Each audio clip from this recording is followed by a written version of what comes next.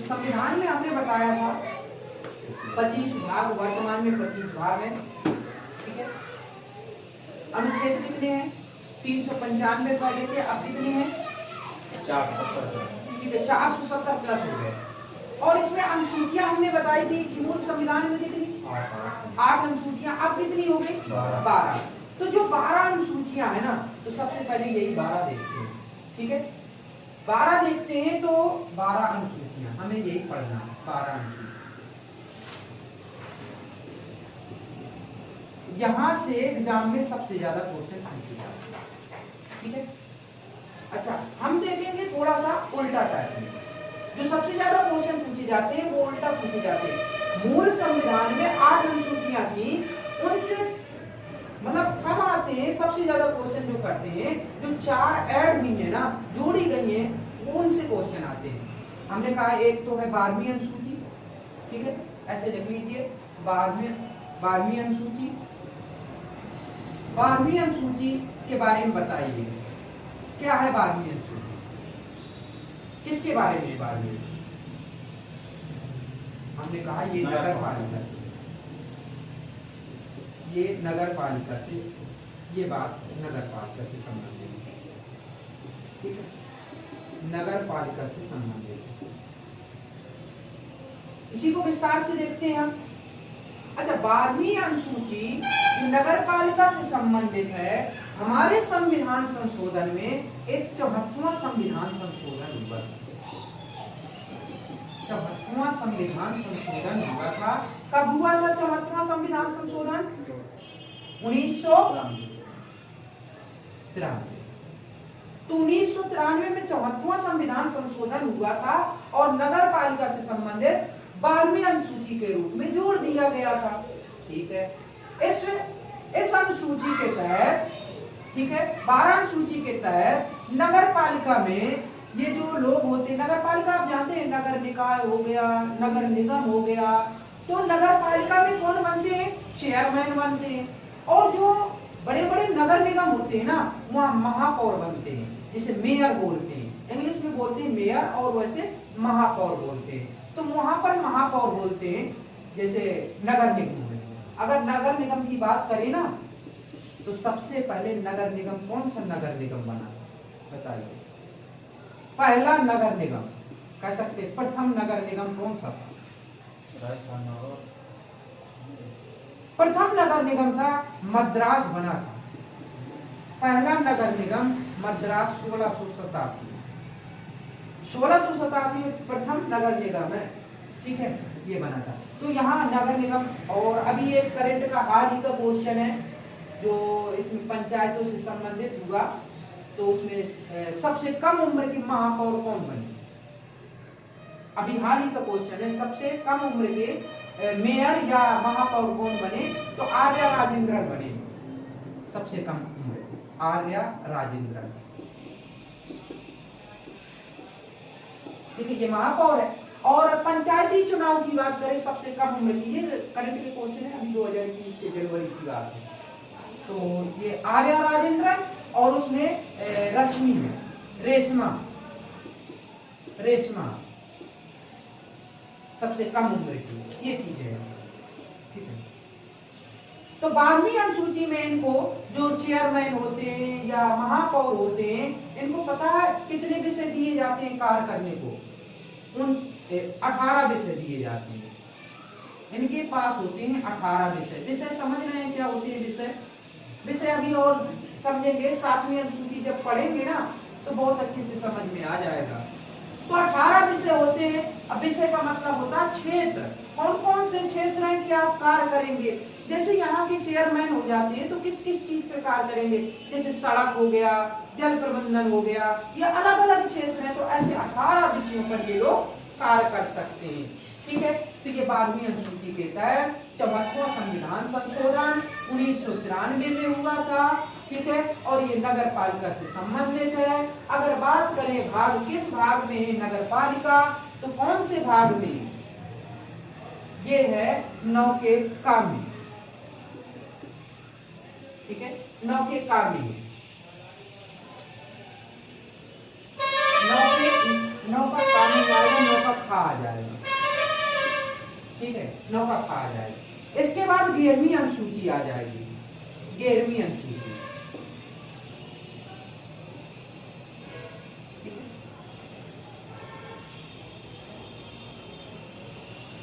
11वीं अनुसूची किससे संबंधित है? आप लोग नोट करते जाइए, आराम से नोट्स बनाइए, ठीक है।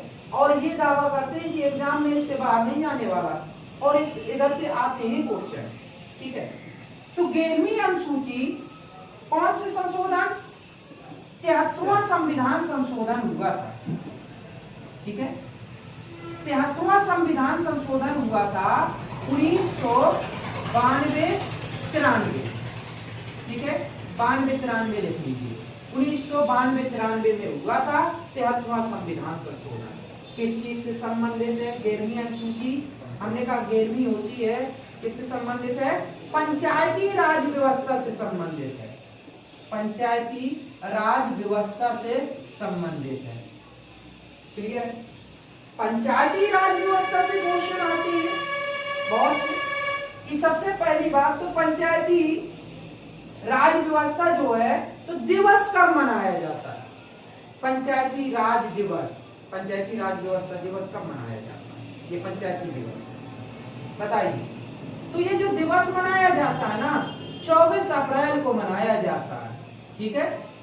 क्यों मनाया जाता है? क्योंकि 24 अप्रैल 1993 में पूरे भारत में ये लागू हुआ। 24 अप्रैल 1993 में ये पूरे भारत में लागू हुआ था, ठीक है। इसका थोड़ा सा और है, इसका विस्तार है। पंचायती राज व्यवस्था के जनक या पितामह कौन माने जाते हैं? पिता कौन है इसके? जनक। पंचायती इसके जनक जो है ना, या पितामह कभी कभी आता है, ये है बलवंत राय मेहता, बलवंत राय मेहता, ठीक है। इसके जनक हैं बलवंत राय मेहता।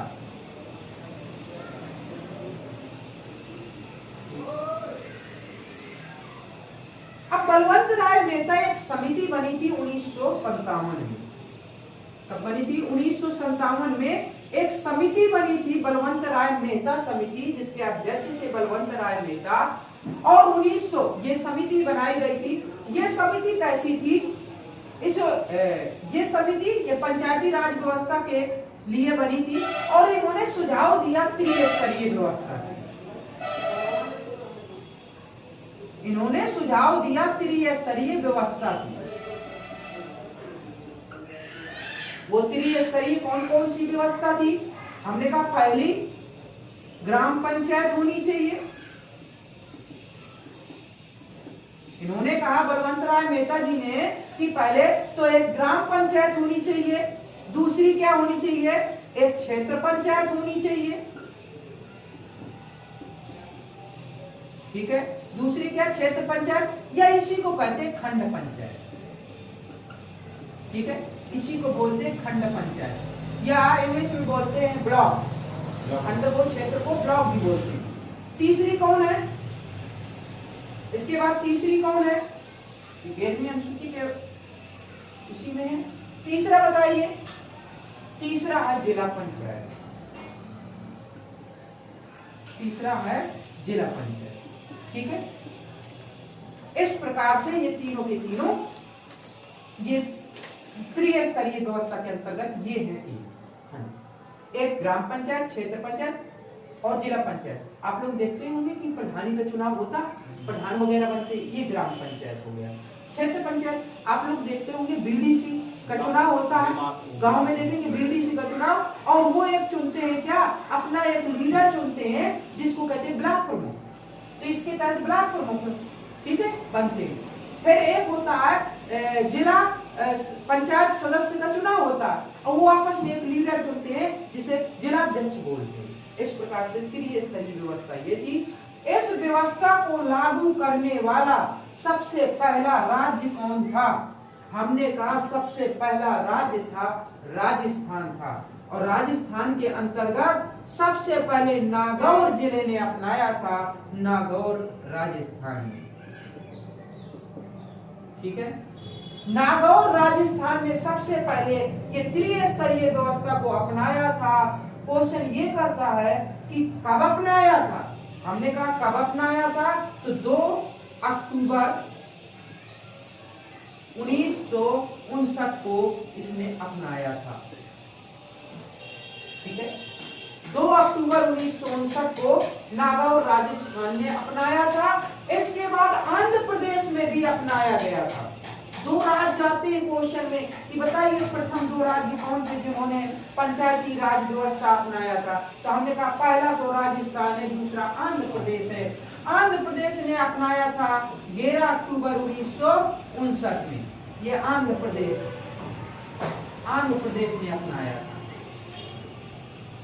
ठीक है, तो ये 2 हो गए राज्य हो गए, पहला राजस्थान, दूसरा आंध्र प्रदेश।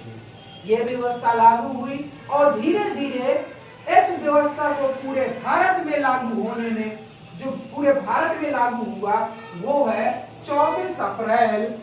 ठीक है, 24 अप्रैल 1993 ये पूरे भारत में लागू हो गई ये व्यवस्था।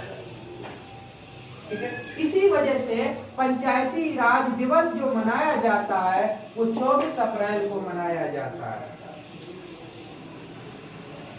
इसमें जो 11वीं अनुसूची है, ठीक है, जो 11वीं अनुसूची है उसमें कुल कितने विषय दिए गए थे।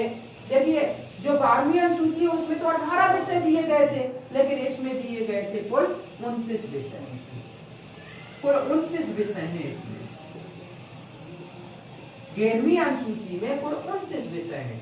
ठीक, जो भी क्वेश्चन आता है इसमें सबसे ज्यादा एग्जाम में ये भी पूछा गया कुल कितने विषय हैं, 29 विषय हैं। बताइए पंचायती राज दिवस ये किसकी सिफारिश पर लागू हुआ, बलवंत राय मेहता। ये कितने स्तरीय है, त्रिस्तरीय है। कब लागू हुआ, 1992-93 में। किस संविधान संशोधन से, 73वां संविधान संशोधन से। बस यही क्वेश्चन है। कौन सी अनुसूची जोड़ी गई, 11वीं अनुसूची जोड़ी गई। बस ये कुल मिलाकर इतने क्वेश्चन बनेंगे। ठीक है, अब आगे बढ़ते हैं हम और सीधे 10वीं अनुसूची में। बताइए 10वीं अनुसूची के बारे में क्या जानते हैं। हमने कहा 10वीं अनुसूची जो है, 10वीं अनुसूची, ठीक है, 10वीं अनुसूची किसके बारे में है, दल बदल से संबंधित है। आप लिख सकते हैं दल बदल से संबंधित, दल बदल से संबंधित। कौन से संविधान संशोधन, बताइए।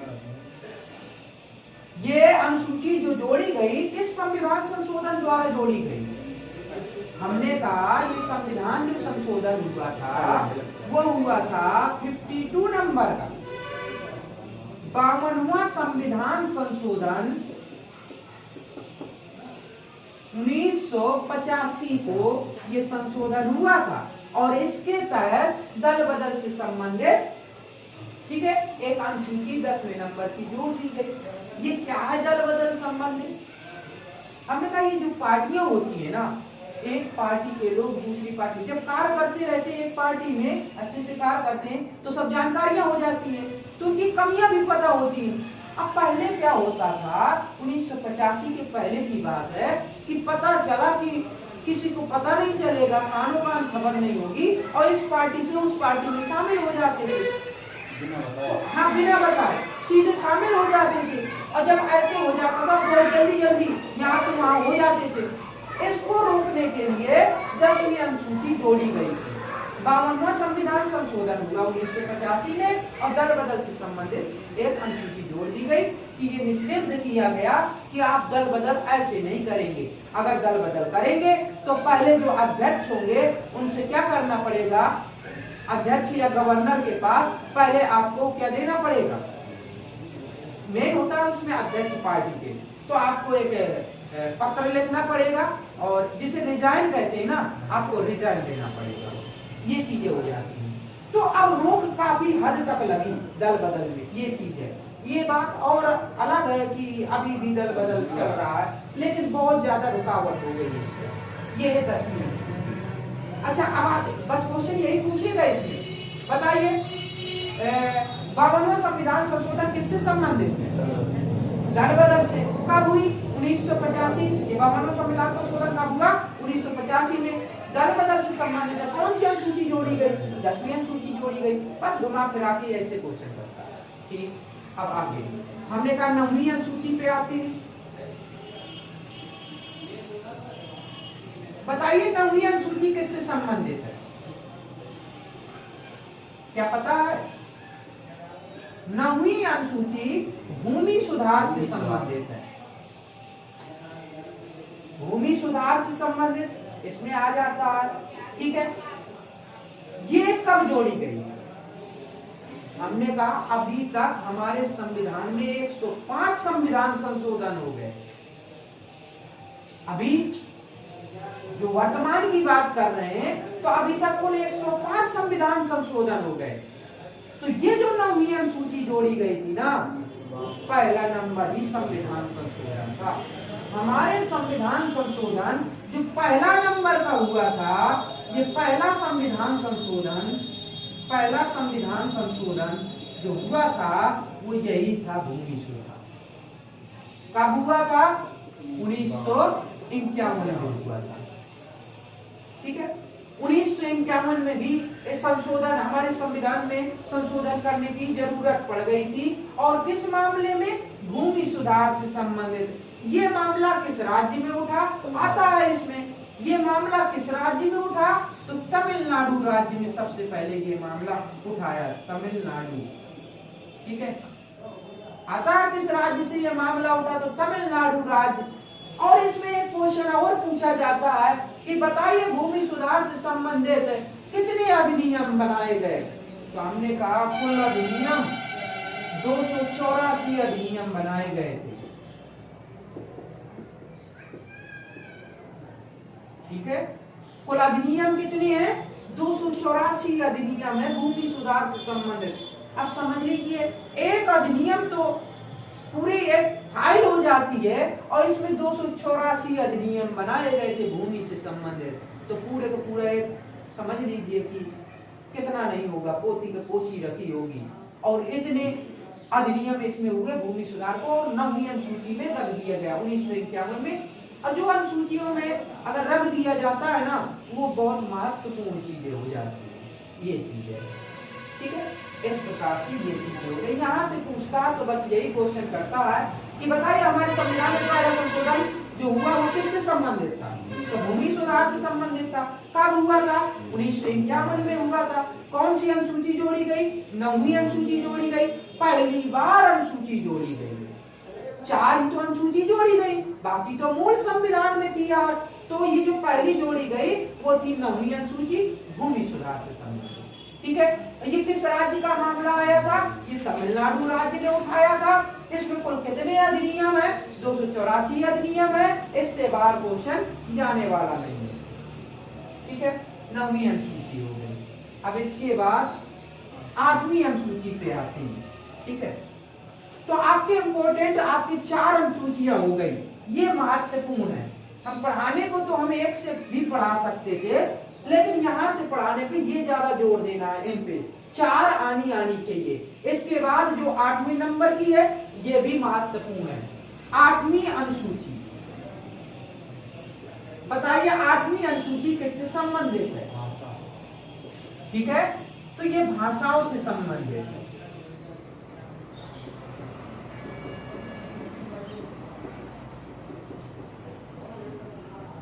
भाषाओं से संबंधित है। अच्छा, हम कहे कि मूल संविधान में, हमारा जब संविधान बना था तो मूल संविधान में 8वीं अनुसूची के तहत कुल कितनी भाषाएं थी? बताइए कितनी भाषाएं थी? कुल 14 भाषाएं। मूल संविधान में कुल कितनी भाषाएं थी? कुल भाषाएं थी 14। ठीक है, फिर इसमें संशोधन होते गए और वर्तमान में कितनी भाषाएं हैं? 22। अब 22 हो गई है। तो देखिए, मूल संविधान में तो 14 भाषाएं थी, अब हो गई 22। तो 22 कैसे हुई? हमने कहा सबसे पहले एक भाषा जोड़ी, तो कितनी हो गई? जोड़ी गई एक भाषा, तो हमने कहा 14 एक 15 हो गई। अच्छा, इसके बाद कितनी भाषाएं जोड़ी गई? फिर 3 भाषाएं जोड़ी गई, तो अब हो गई कितनी? 15 3 18 हो गई। फिर इसके बाद 4 भाषाएं जोड़ी गई और हो गई इस प्रकार से पूरी 22। हमने कहा यहाँ से क्वेश्चन पूछे जाते हैं, ये जो जोड़ी गई है ना भाषाएं, यहीं से क्वेश्चन पूछे जाते हैं। 14 भाषाएं तो मूल संविधान में थी। जो सबसे पहले पहली भाषा जोड़ी गई उस भाषा का नाम है सिंधी भाषा। ठीक है, जो पहली भाषा जोड़ी गई, ठीक है, संशोधन करके, वो थी भाषा सिंधी भाषा। कौन सा संविधान संशोधन? हमने कहा 21वां संविधान संशोधन हुआ। ठीक है, 21वां संविधान संशोधन हुआ। और कब हुआ? 1967 में हुआ। सन की बात करें तो 1967 में हुआ। ठीक है, और इस प्रकार से हो गई 15। 14 से 15वीं भाषा सिंधी है। 21वां संविधान संशोधन 1967 में। इसके बाद आते हैं 3 नई भाषाएं जोड़ी गई। 3 भाषाएं कौन सी है? नेपाली, मणिपुरी और कोंकणी। इस प्रकार से 3 भाषाएं ये हो गई। 3 भाषा नेपाली, मणिपुरी और कोंकणी। ठीक है, हम सीधे सीधे कहते हैं नमक। याद करने के लिए ना, मा और का नमक बना देते हैं कि नमक 3 भाषाएं हैं और ये जोड़ी गई। हमने कहा कौन सा संविधान संशोधन हुआ था? क्या याद है? हमने कहा 71वां संविधान संशोधन हुआ था। ठीक है, 71वां संविधान संशोधन हुआ था। और कब हुआ था? ठीक है, 71वां संविधान संशोधन हुआ था। ठीक है, 1992 में। ठीक है, 1992 में हुआ था। इसके बाद 4 और भाषाएं जोड़ी गई। 4 भाषाएं, नई भाषाएं जो जोड़ी गई वो कौन सी हैं? हमने कहा बोडो, डोगरी, मैथिली, संथाली। ये 4 भाषाएं जोड़ी गई थी। बोडो, डोगरी, मैथिली, संथाली। हम सीधे बोल देते बड़मस, और ऐसे भी याद रहता बड़मस। ठीक है, बोडो, डोगरी, मैथिली, संथाली 4 एक साथ जोड़ी गई थी। और कौन सी संविधान संशोधन हुआ था? हमने कहा 92 नंबर का 92वां संविधान संशोधन। 92वां संविधान संशोधन हुआ था। और कब हुआ था? 2003 में। ठीक है, 2003 में 92 नंबर का 92 नंबर का संविधान संशोधन हुआ था। और 4 नई भाषाएं जोड़ी गई। इस प्रकार से जो 8वीं अनुसूची है, 8वीं अनुसूची में कुल 22 भाषाओं का ये जिक्र हुआ है। ये वर्तमान में 22 भाषाएं हैं। जो क्वेश्चन बनते हैं ना वो इस प्रकार से बनते हैं। देखिए, वो कहेगा बताइए निम्नलिखित में से जो 71वां संविधान संशोधन हुआ 1992 में कौन सी भाषा नहीं जोड़ी गई? ऑप्शन में आ जाएगा नेपाली, मणिपुरी, कोंकणी, संथाली। तो हमने कहा अगर 71वां कहा गया तो 3 तो ये जोड़ी गई, लेकिन यहां से एक ऑप्शन दे देगा संथाली, तो इसका मतलब ये गलत हो जाएगा। और जबकि अगर वो 92वां नंबर का संविधान संशोधन कहेगा तो ये है 4 भाषा, बोडो, डोगरी, मैथिली, संथाली। एक और चीज, जो मैथिली भाषा है ना, ये जो अभी जोड़ी गई है ना, मैथिली भाषा ये एक ऐसी भाषा है यहाँ पर जो जोड़ी गई है। याद रहे कि मैथिली देवनागरी लिपि में है। एक मैथिली भाषा ये देवनागरी लिपि में है।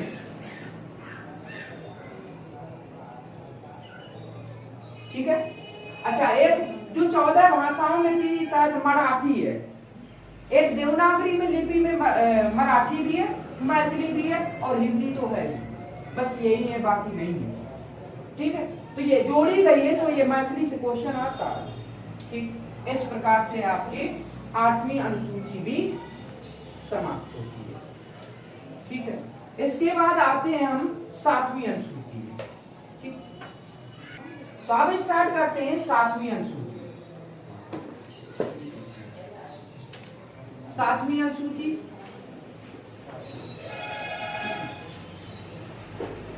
ये किससे संबंधित है? ये संबंधित है शक्तियों के बंटवारे से।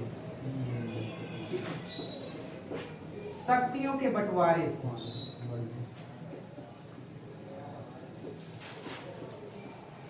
विकेंद्रीकरण से। ठीक है, अब शक्तियों के बंटवारे से कैसे कैसे? हमने कहा शक्तियों का बंटवारा कर दिया गया कि अगर केंद्र सरकार के पास सभी शक्तियां रहेंगी तो संभाल नहीं पा रहे थे केंद्र सरकार, तो इन्होंने शक्तियों का अपना बंटवारा कर दिया। कैसे? हमने कहा संघ सूची, फिर राज्य सूची और राज्य सूची, और एक है समवर्ती सूची।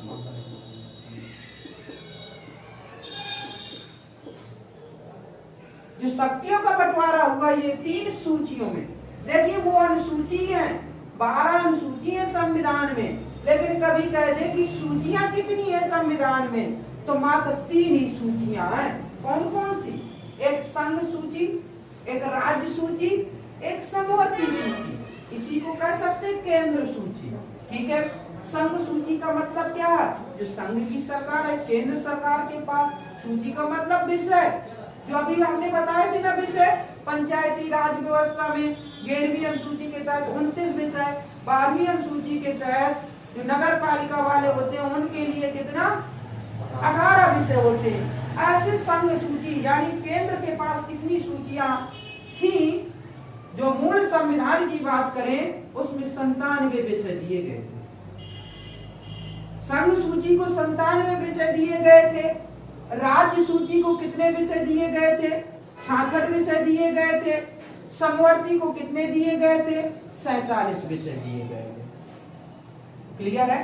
ये बात आती है तो मूल संविधान की बात आती है।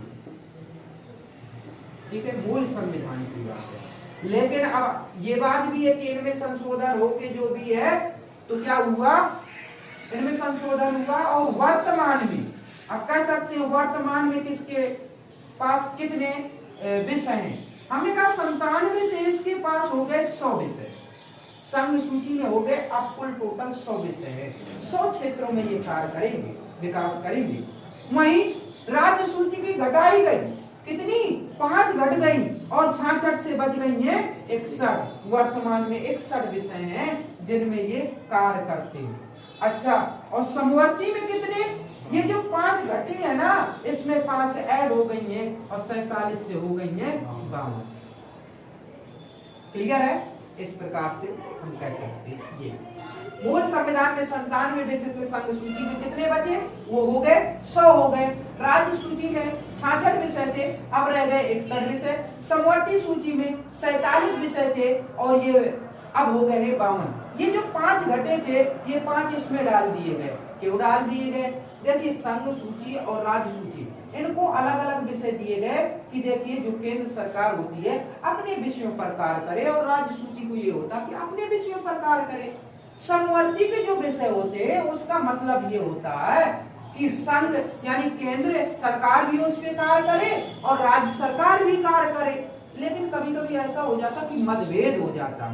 जब मतभेद की स्थिति हो जाती है कि भाई नहीं हम करेंगे, वो कहेगा हम करेंगे, या आप नहीं करेंगे, जब ऐसी स्थिति हो जाएगी तो पलड़ा जो भारी रहेगा वो केंद्र सरकार करेगा। ठीक है, विवाद की स्थिति में बात किसकी मानी जाएगी? केंद्र सरकार की बात मानी जाएगी जैसा वो कहेगा। ठीक है, कभी कभी ऐसा भी हो जाता है नेक कार्य करने के लिए, समाज के कल्याण के लिए राज्य सूची के विषय पर भी केंद्र सरकार कार्य करने लगती है। ऐसा हो जाता है लेकिन ये अलाउ नहीं है। ठीक है, लेकिन ऐसा संभव है, हो जाता है। बाकी अभी तो आप ये समझिए कि केंद्र सरकार जो कार्य करती है वो संघ सूची के विषयों पर कार्य करती है, राज्य सरकार जो कार्य करती है राज्य सूची के विषयों पर कार्य करती है, और समवर्ती सूची में जो विषय है इन विषयों पर दोनों मिलकर कार्य करते हैं, वो भी कर सकते हैं, ये भी कर सकते हैं। जैसे हमने कहा कि ये 47 से 52 हो गए, तो कौन कौन से हो गए? जैसे आपके शिक्षा है, शिक्षा के विषय में देखिए केंद्र सरकार भी कार्य कर सकती है और राज्य सरकार भी कर सकती है। ऐसे ही वन भी है, एक पक्षियों का संरक्षण भी है, ठीक है, और एक नापतौल है, नापतौल भी इसी में समवर्ती में रख दिया गया, और एक न्यायिक व्यवस्था। इस प्रकार से 5 विषय जो थे राज्य सूची के विषय को किस में डाल दिया गया? समवर्ती में डाल दिया गया, और 52 विषय हो गए। इस प्रकार से 7वीं अनुसूची में इतनी सी बात है और कुछ नहीं, ठीक है। इसमें पूछा जाता है यही कि इनके विषय और भी विषय होते हैं ना, जैसे जनगणना, एक जनगणना होता है ना, बताइए किसका विषय है जनगणना? तो जनगणना कराना किसका विषय है? ये संघ का, संघ सूची के अंतर्गत आ जाता, यही चीजें हैं, ठीक है। जो ये 5 जोड़े गए थे, यहाँ से क्वेश्चन बनते हैं, 5 जो हमने बताए ना, जैसे शिक्षा हो गया, पक्षियों का संरक्षण हो गया, वन हो गया, नापतौल हो गया, और एक आपका न्याय प्रशासन हो गया, ठीक। इस प्रकार से 7वीं अनुसूची भी समाप्त होती है। अब 7वीं के बाद एक साथ लेते हैं अनुसूची, कौन सी? 5वीं और 6वीं, ठीक है। 7 अनुसूचियां हो गई, हमने कहा छठी अनुसूची और 5वीं अनुसूची, ये दोनों एक साथ लेते हैं, क्लियर है? अब ये है क्या? 6वीं अनुसूची में क्या बात है, 5वीं अनुसूची में क्या बात है? तो ये सिर्फ ऐसी बात है, ये है अनुसूचित जनजाति,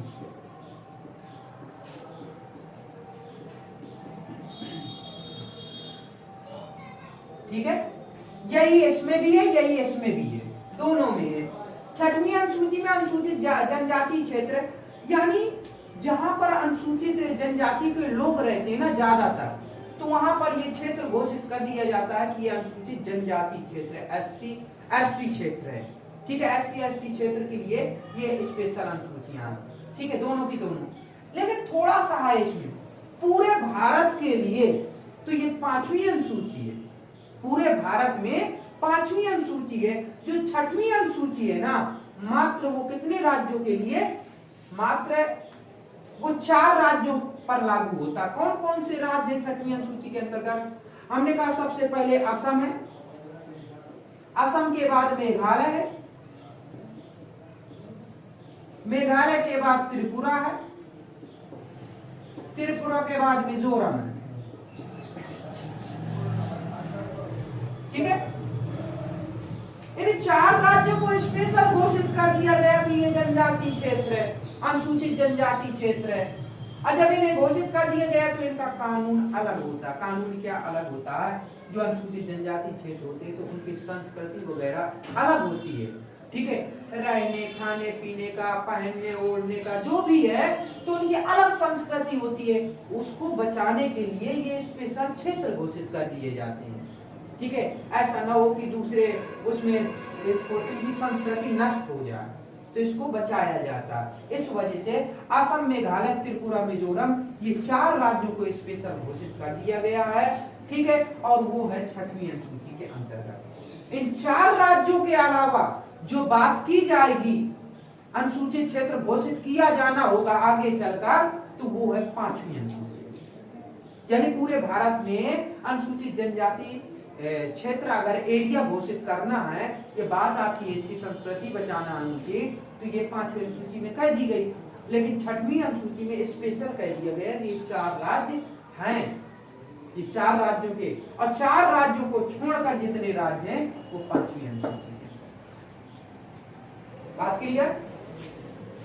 इस प्रकार से 2 ये भी निपट गए अनुसूचियां, ठीक है। अब बची 4 अनुसूचियां, तो आप आते हैं उस पे भी। 5 मिनट तो कैसे देंगे, मतलब पूरी भारत की? हाँ, इन 4 राज्यों को छोड़कर पूरे भारत के जितने भी राज्य हैं तो वो उन्हें अनुसूचित जनजाति क्षेत्र घोषित अगर करते हैं तो इस 5वीं अनुसूची के तहत घोषित करेंगे। ठीक है, अब आते हैं चौथी अनुसूची।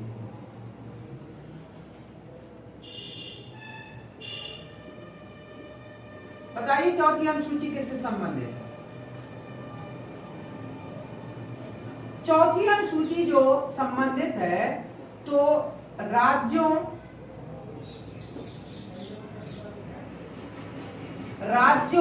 की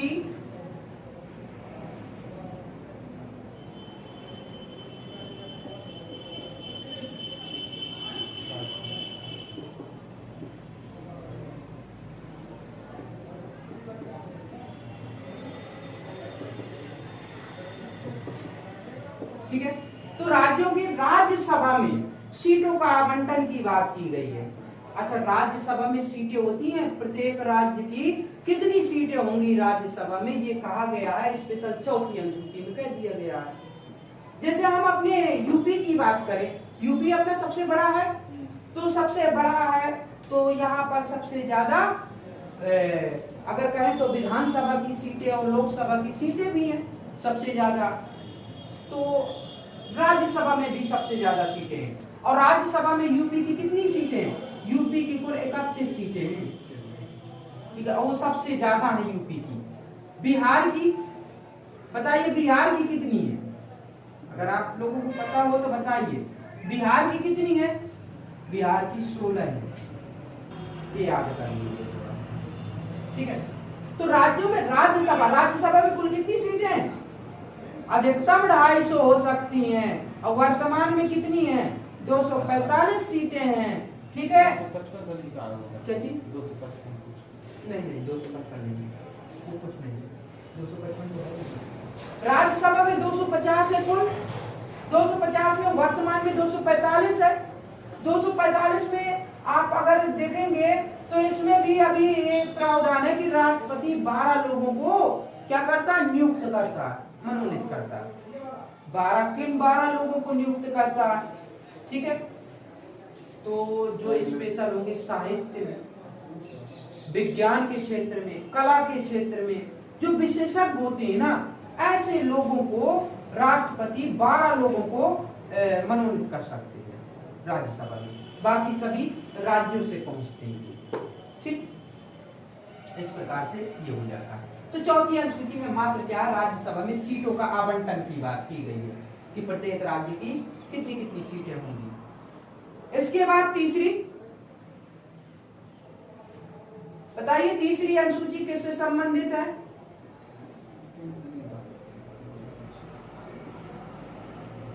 तीसरी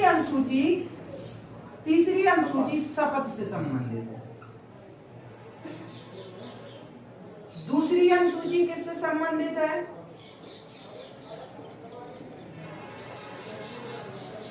वेतन से संबंधित है। वेतन, पेंशन, भत्ता, इससे संबंधित है। पहली अनुसूची किससे संबंधित है? भारत राज्यों का संघ है, भारत राज्यों का संघ है। ठीक है, इस प्रकार से आपकी 12 अनुसूचियां होती हैं। यहां पर अनुसूची जो तीसरी है ना, शपथ से, किसकी शपथ की बात की गई है? जो भारत के मुख्य पदाधिकारी है ना, उनकी शपथ की बात तीसरी अनुसूची में की गई है।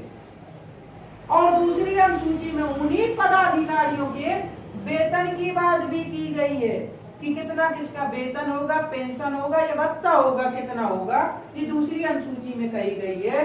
और पहली अनुसूची में क्या है कि भारत राज्यों का संघ है। तो भारत राज्यों का संघ है, तो इसमें राज्य कितने हैं? वर्तमान में कितने राज्य हैं भारत में? 28 राज्य और 8 केंद्र शासित। ठीक है, 28 राज्य और 8 केंद्र शासित प्रदेश हैं। यही तो भारत राज्यों का संघ है, सब मिलकर बने ये है भारत। इस प्रकार से इस प्रकार से 12 आपकी अनुसूचियां कंप्लीट होती हैं। एक पूरा का पूरा टॉपिक एक नजर में पूरे के पूरे देखते हैं। पहली अनुसूची किससे संबंधित है? भारत राज्यों का संघ है। दूसरी वेतन पेंशन भत्ता से। तीसरी शपथ से संबंधित है। चौथी राज्यसभा में सीटों के आवंटन से।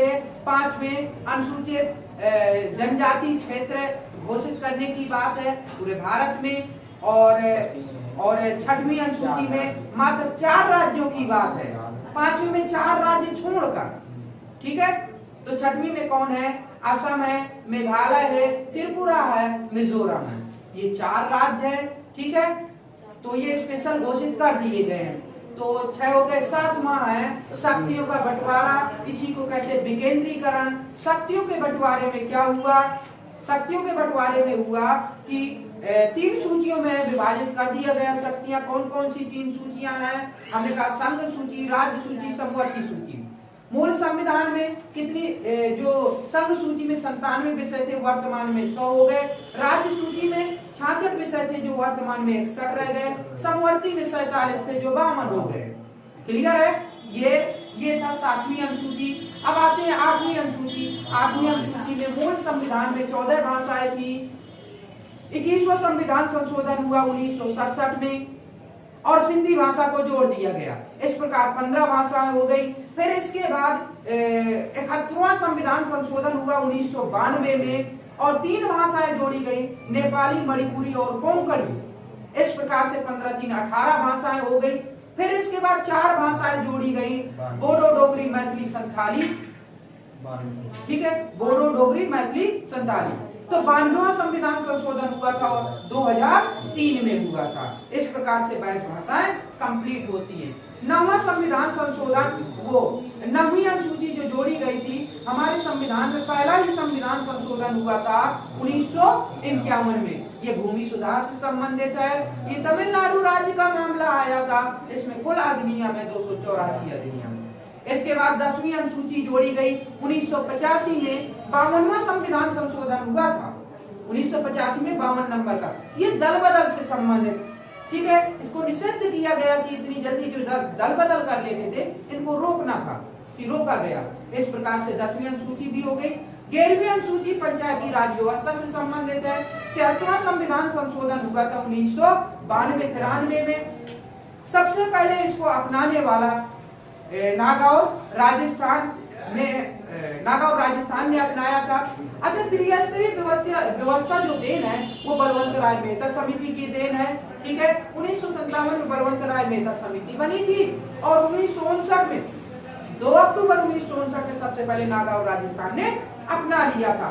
फिर 11 अक्टूबर को ये आंध्र प्रदेश ने भी अपनाया था त्रिस्तरीय व्यवस्था को, ठीक है। और इस प्रकार से फिर और इसमें कुल विषय जो दिए गए थे, कुल 29 विषय दिए गए थे। 29 क्षेत्रों पे आप कार्य कर सकते हैं पंचायती राज व्यवस्था के अंतर्गत। भाग 9 का है। और नगर पालिका जो है ना, जो नगर पालिका है, नगर पालिका 12वीं अनुसूची। 74वां संविधान संशोधन हुआ 1993 में, ठीक है। 1993 में हुआ और इसमें कुल विषय कितने दिए गए? कुल 18 विषय दिए गए, ठीक है। और इस प्रकार से पूरी 12 की 12 अनुसूचियां कंप्लीट है।